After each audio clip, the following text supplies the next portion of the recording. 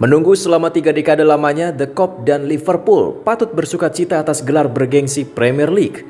Tahun 2019 dan 2020 menjadi momen spesial bagi Big Reds, mulai dari Liga Champions Eropa, Piala Dunia antar klub, dan UEFA Super Cup. Mereka kukuhkan 2 musim belakangan.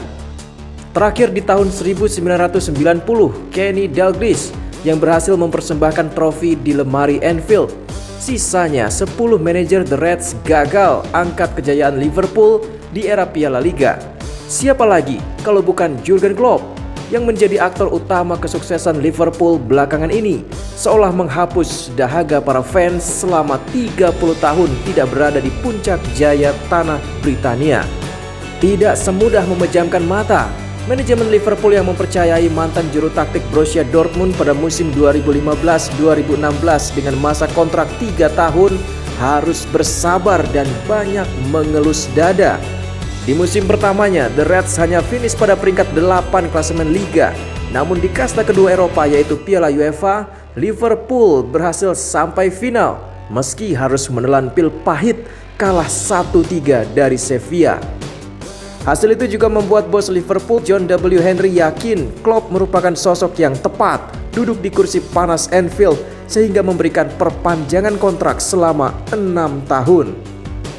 Perlahan tapi pasti, di musim berikutnya pria kelahiran Stuttgart 16 Juni 1967 ini menemukan kunci suksesnya setelah temukan ramuan trisula tajam lini depan. Mohamed Salah, Sadio Mane, dan Roberto Firmino menjadi lini depan berbahaya di dunia hingga saat ini. Musim 2019, Liverpool hampir saja mengangkat trofi Liga Inggris lebih cepat, namun harus tertinggal 2 poin dari Manchester City yang hampir tak punya celah untuk menyalip di pertengahan musim. Namun takdir berbicara bahwa pasukan Pep Guardiola yang pantas juara dengan 93 poin di musim 2018-2019, kegagalan raih trofi Liga untungnya dapat terobati karena berhasil membawa gelar Liga Champions. Next year is our year. Ini adalah kalimat yang bahkan menjadi bahan cemooh fans klub Inggris lain untuk The Reds. Musim ini kalimat itu bukanlah isapan jempol The Kop pantas jumawa atas raihan gelar tim kesayangan mereka. Sebagai Champions of England dengan raihan memuaskan, menang 28 kali dari 30 laga yang sudah dilalui, hampir menyamai sejarah Arsenal yang menorehkan tinta emas invisible di tahun 2004. Pantaskah Jurgen Klopp dijuluki The Special One? Iya, kalau saya sih melihatnya sih dimanapun juga pelatih pasti memang ketika mereka sudah memperoleh sejumlah gelar bergengsi yang mereka bisa dapatkan kompetisi lokal ataupun juga mungkin Champions League, saya pikir memang ini menjadi satu torehan yang cukup baik ya. Namun kan tidak begitu banyak juga pelatih-pelatih yang bisa mempertahankan ya gelar di tahun berikutnya. Jadi kalau saya pikir performa setiap pelatih ini memang saya pikir bukan dinilai ketika mereka bisa merebut piala masing-masing kompetisi berbeda, tapi bagaimana mereka bisa mempertahankan piala itulah yang akan bisa dinilai oleh setiap masyarakat sepak bola. Jadi kalau saya pikir justru malah sekarang ini klub ini memang dihadapkan dengan satu kepastian kepercayaan dari setiap supporter Liverpool bagaimana dia bisa untuk mempertahankan gelar yang didapat di tahun ini. Gue rasa mereka sirik. Mereka sirik dan karena mereka sadar bahwa Liverpool ini menangnya, juaranya nggak jatuh dari langit. Bahwa Liverpool ini sangat sulit dikalahkan. Kalau lu lihat dari sisi poin ya, pada saat Arsenal, gue sebagai fans Arsenal, invincible, tidak terkalahkan. Mereka itu 12 kali seri loh. Tapi sekarang, Liverpool sekali kalah, berapa kali seri doang. Jadi secara poin Liverpool lebih unggul daripada Arsenal invincible itu. Ngerti nggak? Nah sekarang ini itu kan cuma dibesar-besarin media. Gue rasa sebagian besar fans itu sirik sama Liverpool bahwa kok mereka bisa kuat gitu. Tidak selalu mendatangkan pemain bintang. Kalau lu bilang Van Dijk dan Alisson harganya berapa? 0. Bahkan untung 10 juta. Kenapa? Karena dibeli dari duitnya Coutinho. Ngerti nggak? Jadi jual Coutinho dapat 2 pemain luar biasa plus duit pula.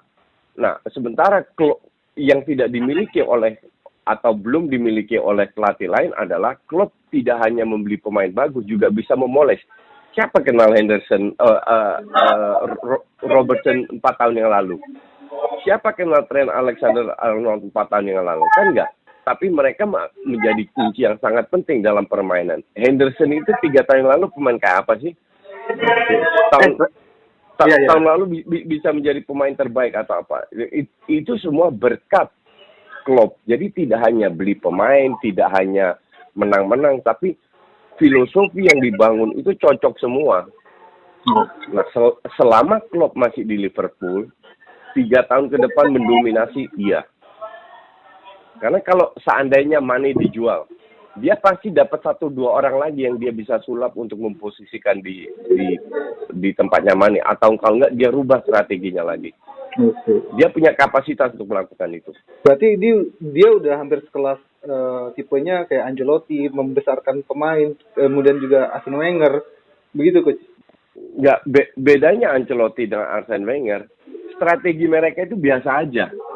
Tapi kalau Klopp, nah ini akan gue jelaskan lebih panjang lagi. Kalau sepak bola modern ala Pep Guardiola, Munchen itu kan membangun serangan cepat, merusak defense lawan dengan passing pendek dari kiri kanan. Tapi Klopp merusak defense lawan dengan banyak bola atas, horizontal, diagonal, dan vertikal. Nah, yang jadi masalah adalah akurasi crossing mereka itu akurat. Semua pemain bisa crossing jarak jauh. Lihat golnya lawan pas Jorginho cetak gol itu, asis ke Salah itu dari Jorginho. Dan kadang Alexander-Arnold, Robertson, you name it lah. Cuman yang diuntungkan sekarang keberuntungan yang dimiliki oleh Liverpool, mereka nyaris nggak ada cedera panjang, cedera berat. Jadi kelemahan Liverpool yang menurut gue di pelapisnya itu belum kelihatan.